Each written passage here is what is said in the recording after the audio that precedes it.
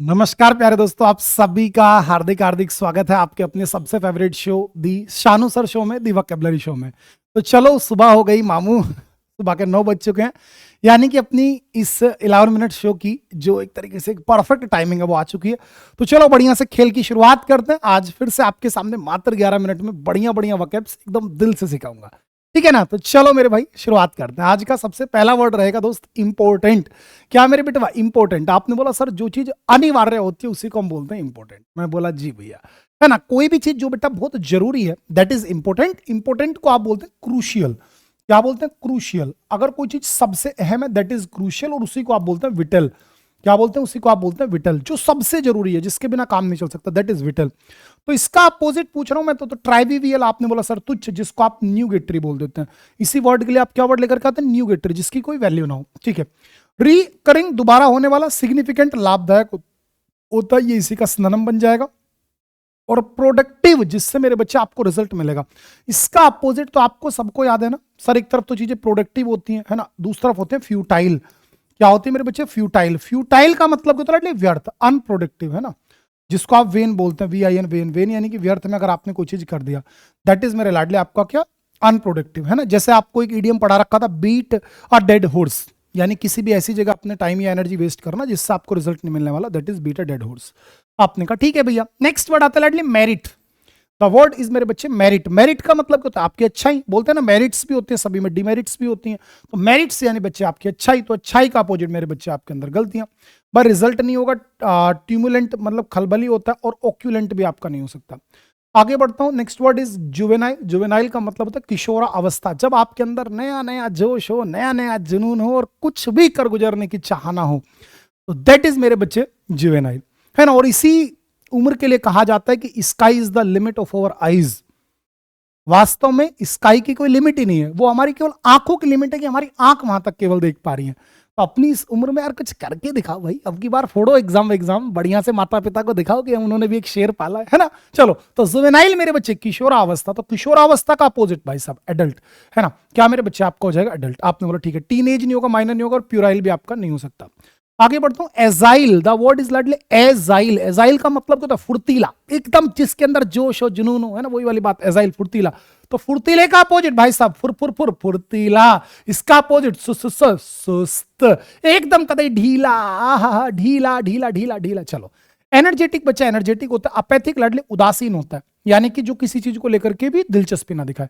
और एक्टिव तो भाई साहब इसका सिनोनिम हो जाएगा। नेक्स्ट वर्ड आता है लाडले डिफ्लेट। डिफ्लेट का मतलब होता है किसी चीज की हवा निकालना, और हवा निकालने का अपोजिट हवा भरना। तो हवा भरने को बोलोगे लाडले इन्फ्लेट।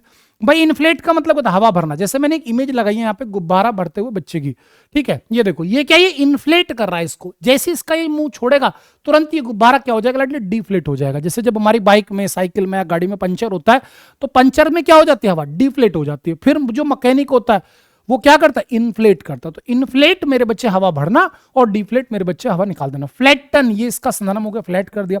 श्रिंक मेरे बच्चे सुकड़ना होता है, और कंप्रेस मेरे भाई किसी एक ही चीज पर किसी चीज को दबाना, ठीक है। दैट इज आपका कंप्रेस हो जाएगा। आपने बोला ठीक है सर। बोइस्टरस, बोइस्टरस होता है लाडली शरारती।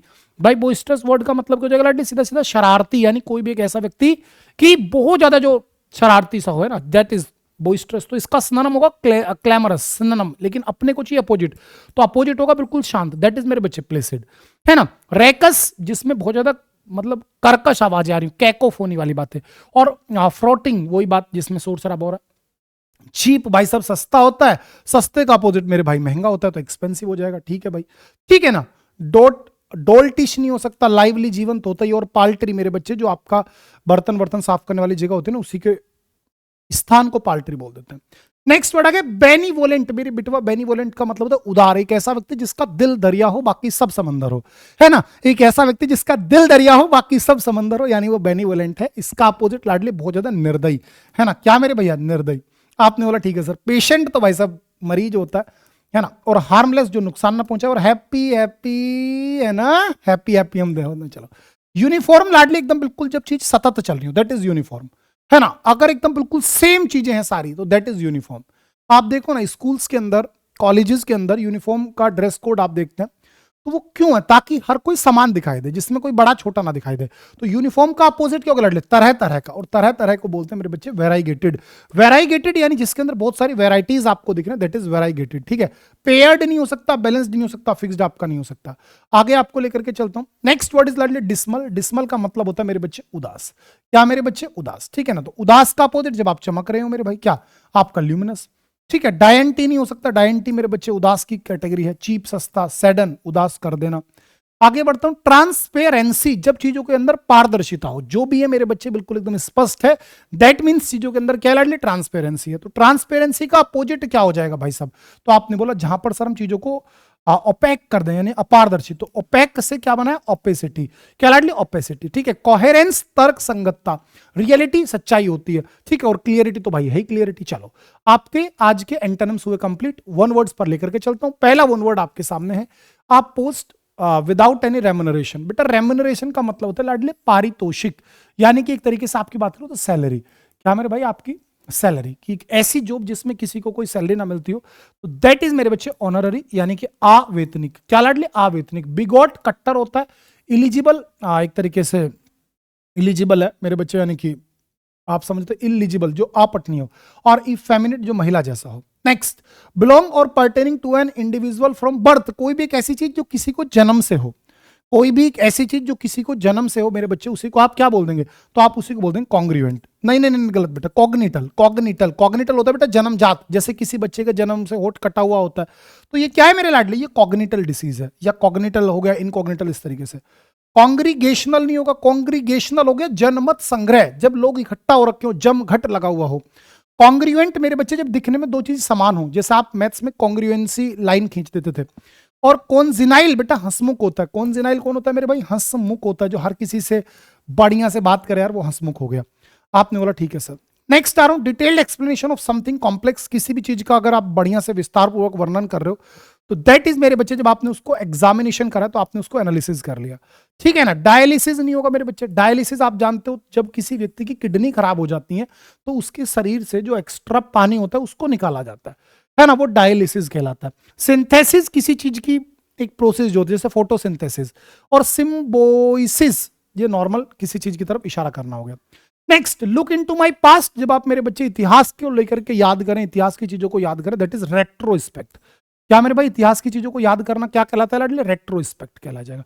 इंट्रोस्पेक्ट आत्म मूल्यांकन होता है। प्रोस्पेक्ट आपकी क्या सोच है, वो चीजें हो गई। इरादा क्या आपका? चलो, something that is so extraordinary और unbelievable that it's hard to believe it, कोई भी एक ऐसी चीज जो बहुत एक्स्ट्रा ऑर्डिनरी हो, जिसको आप विश्वास ना कर पाए, तो बेटा मेरे इनक्रेडिबल, अद्भुत, असाधारण। क्या लाडली? इनक्रेडिबल यानी कि मेरे बच्चे अद्भुत, असाधारण। हॉरिबल डरावना होता है, ऑर्डिनरी साधारण होता है, और एक्सक्यूजाइट नॉर्मली होता है मेरे बच्चे। चलो next, a person who abstains from any sort of alcoholic drink, एक ऐसा व्यक्ति जो किसी भी प्रकार की जो ये मादक पदार्थ है इनका बहिष्कार कर दे, तो ऐसे व्यक्ति को बोलते हैं लाडली टीटोटलर। ठीक है, वेटेरन मेरे बच्चे पार्क ही हो गया, सैमरिटन हमदर्द हो गया, और टर्मेजेंट खलबली टाइप का वर्ड है। आगे लेकर के चलता हूं नेक्स्ट वर्ड की तरफ। The allowance that is given by a husband to his wife on separation, एक ऐसा मतलब अमाउंट जो कि एक पति के द्वारा उसकी पत्नी को दिया जाए सेपरेशन पर, दैट इज एलिमनी। क्या मेरे बच्चे? एलिमनी। ठीक है, मैट्रिमोनियल शादीशुदा वाली अवस्था हो गई। एफियांस्ड जिसकी शादी होने वाली है, मंगेतर। और डाउरी मेरे बेटवा दहेज होता है। चलिए जी, द स्पेस और room that is at the top of a building और just below the main roof, यानी कि छत के नीचे जो आप ऐसे, जैसे घर है मान के चलो, ये हमारा घर है, ठीक है, तो इस छत के यहां जो हम एक तरीके से डाल देते हैं अट्टारी, उस अट्टारी को बोलते हैं एटिक। क्या बोलेंगे मेरे बच्चे? एटिक। आप देखो ये छत है, छत से नीचे जो हमने डाल रखा ताकि यहाँ सामान रख सकें या कुछ और रख सकें, दैट इज मेरे बच्चे एटिक। अट्टारी, क्या बोलोगे? एटिक, अट्टारी। सीलिंग छत होती है, डोम बेटा गुम्मद होता है, और स्टेयर्स मेरे बच्चे वो हमारी सीढ़ियां होती हैं। स्टेयर्स क्या होता है मेरे लाडले? सीढ़ियां हो जाती हैं। आपने कहा ठीक है भैया। Next, something that is a quality of being easily broken, कोई भी ऐसी चीज जो आसानी से टूट सकती है, जो क्षण भंगुर है, तो क्षण भंगुर को आप बोलोगे लाडले ब्रिटल। क्या लाडले? ब्रिटल, जो चीज आसानी से टूट सकती है। ब्रोकन, टूटी हुई है, डैमेज, नुकसान हो गया। हार्ड, भाई सब हार्ड ही होता है यार। चलिए, ए पर्सन और entity that is unable to pay one's डेब्ट, एक ऐसा व्यक्ति जो अपना कर्जा चुकाने में असमर्थ है, उसी को आप बोलते हैं भैया इंसोल्वेंट यानी कि बैंकरप्ट। क्या लाडले? इंसोल्वेंट यानी कि बैंकरप्ट। रेक्ल्यूज सन्यासी होता है, इंसर्जेंट हवलदार को बोलते हैं, और बस्टेड नॉर्मल, जहां शोर शराबा हो रहा है। Exactly the same word as were used originally, जो बिल्कुल शब्द के जैसे हो, तो शब्दांश जो होते हैं बेटा उन्हें बोलते हैं वर्बेटिम। वर्बेटिम यानी मेरे बच्चे शब्दांश, जो शब्द में से ही निकल करके आए, जो उसी शब्द के अंश से बने हुए हैं, तो दैट इज शब्दांश वर्बेटिम। प्रिसाइज कीमती होता है, ऑर्नेट सजाना होता है, और मेरे बच्चे फैक्चुअल लाडले तथ्यात्मक होता है, जो चीज बिल्कुल सच्चाई है। चलिए इडियम्स एंड फ्रेजेस की दुनिया में लेकर के चलता हूं। आपका पहला इडियम आज का रहेगा क्या मेरे भैया? चलो लाला गुलाबी मेरे भाई, चलो चल गया, चलो बहुत बढ़िया बहुत बढ़िया। चलो, हैंग बाय अ थ्रेड यानी जब आप बड़ी क्रिटिकल सी सिचुएशन में हो, आप बस धीरे धीरे धीरे धीरे काम कर रहे हैं, तो that is hang by a thread, यानी कि to be perilously close to falling, dying और resulting in a bad outcome.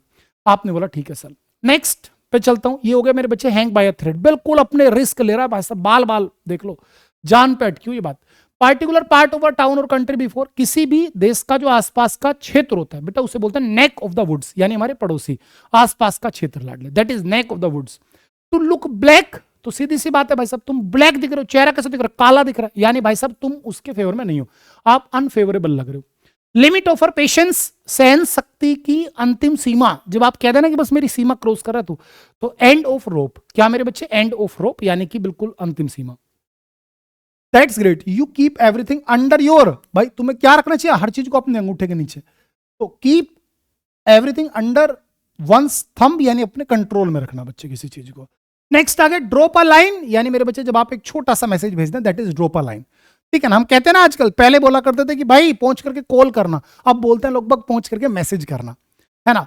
तो आपने जो छोटा सा मैसेज किया, that is drop a line. Next आपके सामने आती है बात call the shots. Call the shots का मतलब होता है जब आप ऐसी अवस्था में हो कि आप निर्णय ले सकते हैं और आपके उस फैसले से काफी लोग प्रभावित होंगे, और इसी का अपोजिट होता है आउट ऑफ शॉट्स, यानी जब आपकी कोई वैल्यू ना हो, है ना। जैसे एक ईडियम आपको पढ़ा रखा, टू लूज ग्राउंड, यानी कि टू बिकम लेस पॉपुलर। एक ईडियम और पढ़ा था, टू लूज योर टच।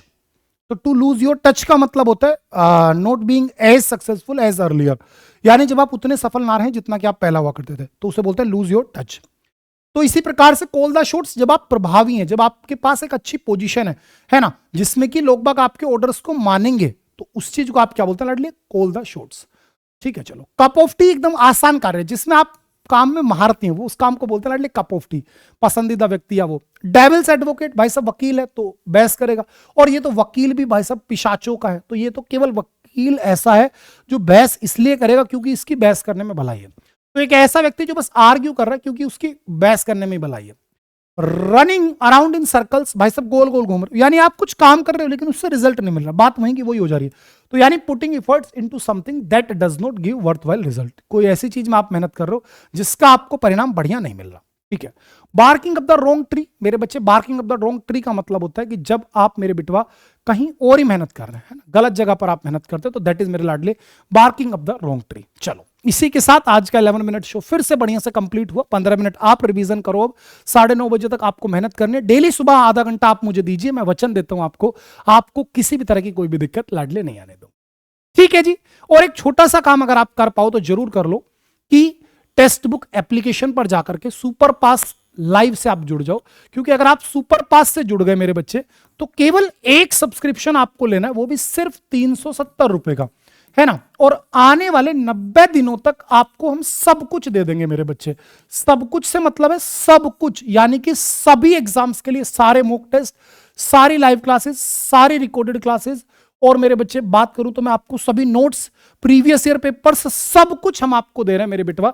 तो अभी के अभी जाएं टेक्स्ट बुक एप्लीकेशन पर और कूपन कोड यूज करें SHANU शानू, जिससे कि लाडले आपकी जो ये तैयारी है वो और बढ़िया से हो सके। ट्रायल चाहते हो तो 2 दिनों का ट्रायल 1 रुपए में, लेकिन बेटा फिर अपने आप 1 रुपए के बाद 1 रुपया आपका पहले कटेगा, और 2 दिनों के बाद मेरे बच्चे अपने आप 369 रुपीज आपके कट जाएंगे। ठीक है, ध्यान रखें। तो मैं तो सीधा कहता हूं डायरेक्ट 90 दिनों वाले ऑप्शन पे क्लिक करो, 370 रुपए पे करो जब शानू कूपन कोड लगाओगे, वरना 400 रुपए का। ठीक है, और लाडले अपनी तैयारी पे लग जाओ, क्योंकि इस बार अगर ये मंजिल पहाड़ है तो आपको भी दशरथ मांझी में बना के छोड़ूंगा। जब तक आप तोड़ेंगे नहीं तब तक छोड़ेंगे नहीं। ठीक है, लाइक करिएगा अगर ये मेरी वीडियो अच्छी लगी आपको, कमेंट करके बताओ कैसी लगी आज की वीडियो। बाय मेरे बच्चे, love you all, best of luck, bye bye.